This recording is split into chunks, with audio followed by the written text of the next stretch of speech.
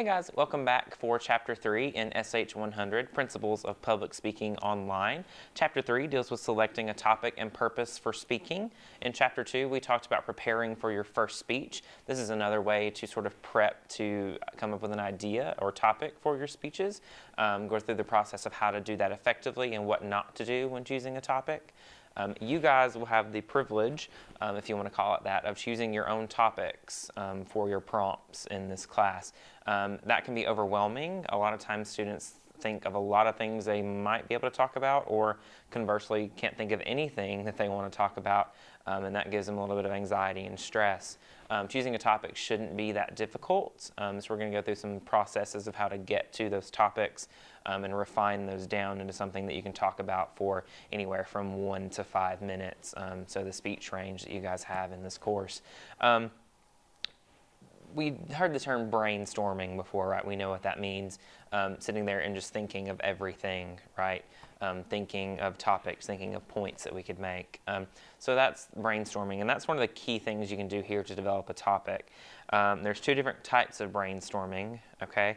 One is individual brainstorming, and that's just thinking of as many topics as you can. This is what we think about in terms of general brainstorming. Think of as many topics as you can. Write everything down. Don't forget anything, right? Because if you don't write it down, you're probably going to forget it. And that one that you forgot may be the best one. So again, write everything down. Think of as many topics as you can. And just write them all down. And then you can come back and do an assessment and scratch off some that you know won't work. Okay, but individual brainstorming is just writing everything down that comes to mind that you could possibly talk about. Okay, and again, you'll go through process of elimination with that list and come to a topic that you can actually speak on, but you don't want to forget anything or neglect anything, so it's important to write everything down. Okay. The second is categorical brainstorming. So this is more general brainstorming. We say this brainstorming uses one idea to create many. Okay. This is talking about general things like people, places, things, or ideas. Okay.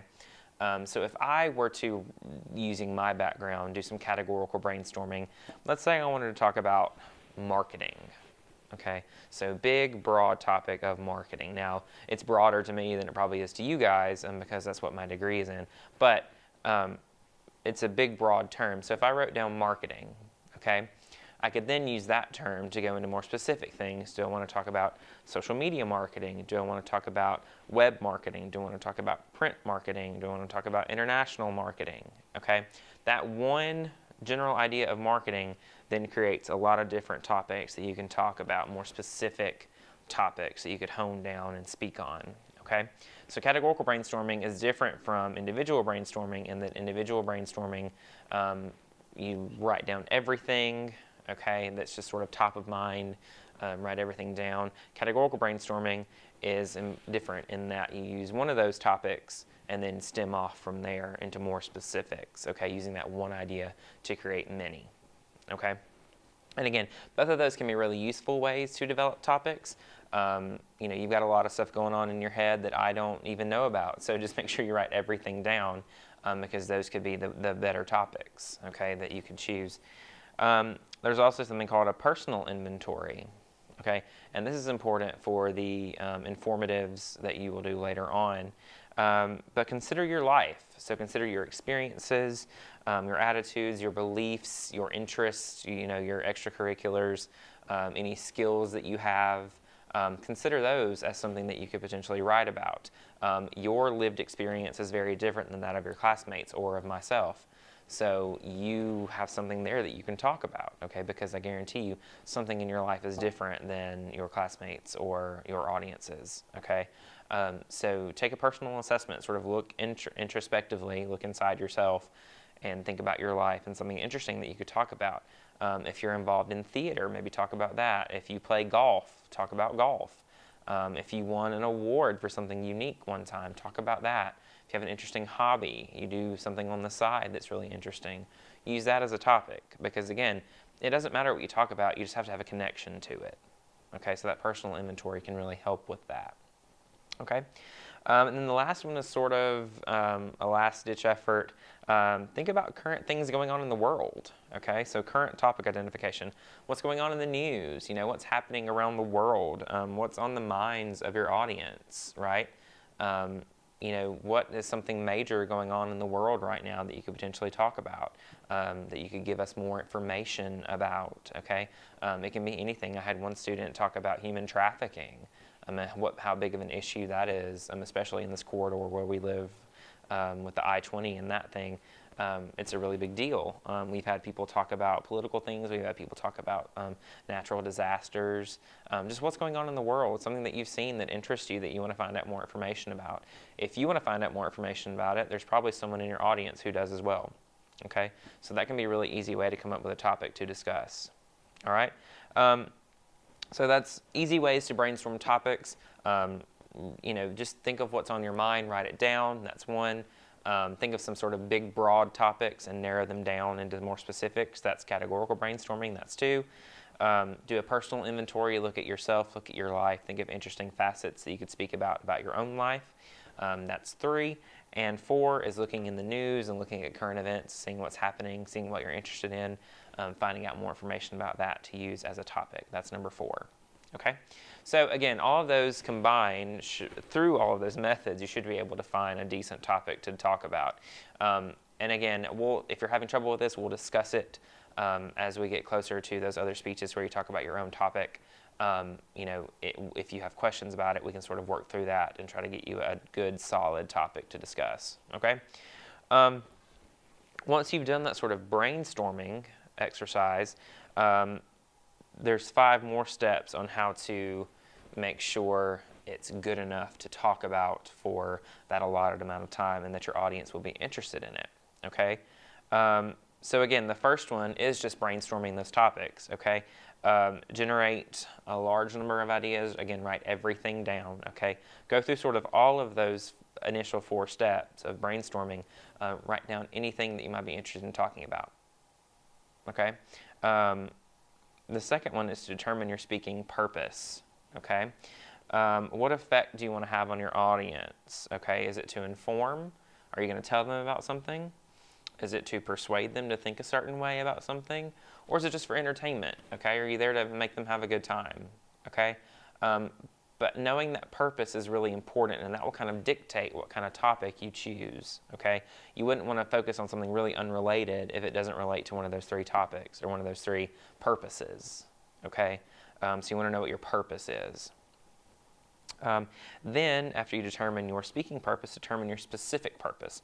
What is it exactly that you want to do with your audience, and what do you want them to do with the information you give them? So, if you're trying to persuade them to stop smoking, okay, what kind of information would you give them to do that? Okay, that's what you would include in your speech. Okay, if you were trying to tell them that eating, high-calorie foods on a regular basis was a bad thing, okay?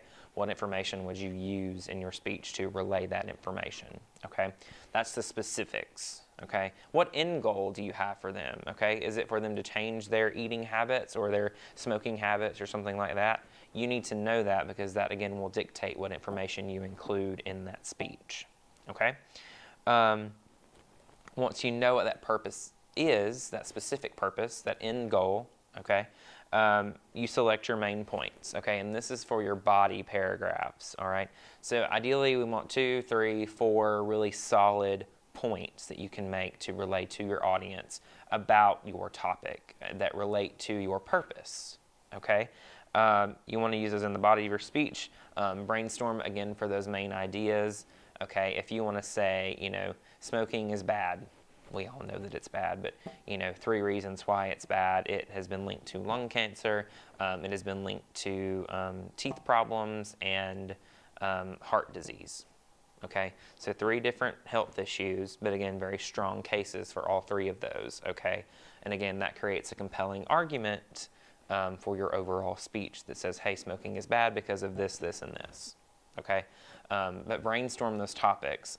You will write down some that won't work. You'll write down some that you can't develop enough or have enough information on to create a sound argument, and that's okay. But in the end, you want at least around 2 or 3 or 4 at the max main points for your speeches, okay?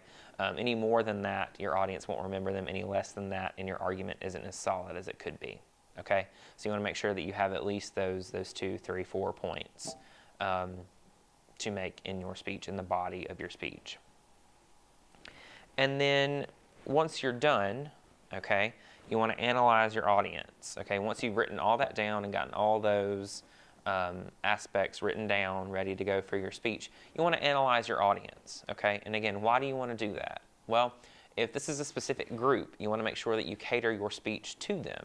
Okay, so if we're going back on the example of, smoking is bad, are we directing this speech at high school students who we want to never start smoking? Are we directing this at people who are current smokers who are looking for information on ways to stop? Okay, are we relating this to kids? Okay, again, the information that you present there will be very different based on your audience. Okay, and that's even with gender demographics. Is it more male? Is it more female? Is it a mixed group? So is it all ages? Is it teenagers and young adults and older adults and kids? Because again, you want to present the information so it's accessible and understandable for as many people as possible in your audience. Okay, so you need to know who they are before you actually finish out your speech, because again, that will also dictate the information that you put in there. All right. So once you've done those 5 steps to determine and sort of refine your topic, we need to go back to step number 3 and number 2 and look at your speaking purpose. Now, your speaking purpose defines why you're speaking, why you're there speaking to that specific audience, and what your goal is for that presentation. All right. We've discussed before that there are 3 different methods or purposes for speaking. The first is to inform, and you guys will be doing this in your informative speech. But the goal for that is to increase your audience's understanding of a topic. Your audience, in this case, being your actual audience in the room with you, so those 2 people, your classmates and myself. Okay, so increase our understanding of a topic, whatever it may be. Okay, you need to give your audience information you think that they need to know about your topic. Now, when we talk about just choosing a topic, we want to avoid topics that have already been discussed really heavily. So going back to the example I had earlier of smoking, smoking is sort of overused, right? We know smoking is bad for you. We know it can cause lung cancer and other health problems. So you want to kind of avoid topics like that. You want to avoid other topics, sort of like abortion and other things like that have really been heavily discussed, and people are very strongly either for or against on both sides. There's not really a whole lot more you can argue about it, okay? So you want to avoid those topics that have been overused. But you want to, whatever topic you choose to inform us, you want to give us information that you think we need to know. Give us unique information. Tell us something different about something we may think we already know about, okay? Just give us something that you think we need to know that we may not know. All right, because again, if you're talking about things your audience already knows, they're not going to listen because they've already heard it before. They're going to drown you out and start texting and that kind of thing. So just make sure that you're giving us interesting, relevant information when your goal is to inform. Okay. The next is to persuade. That's another purpose you can have, is to persuade your audience. We know what persuasion means. Obviously, it means to sort of make someone think or act or behave differently. Okay. To reinforce or influence someone's beliefs or values, that kind of thing, to make them think about something in a different way or approach something in a way they hadn't originally thought of. Okay. Persuasion is hard. In graduate school alone, I took at least 3 courses on just persuasion, trying to make people think differently, trying to make people think a certain way about something, which was important for advertising because we want people to think that our product is the best, right? We want them to give them information to where they will buy ours over someone else's, okay? So that's a really heavy, easy example of persuasion.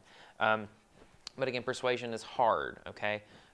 In one speech, in one presentation, the best you can hope for is to make them think a little bit differently about something.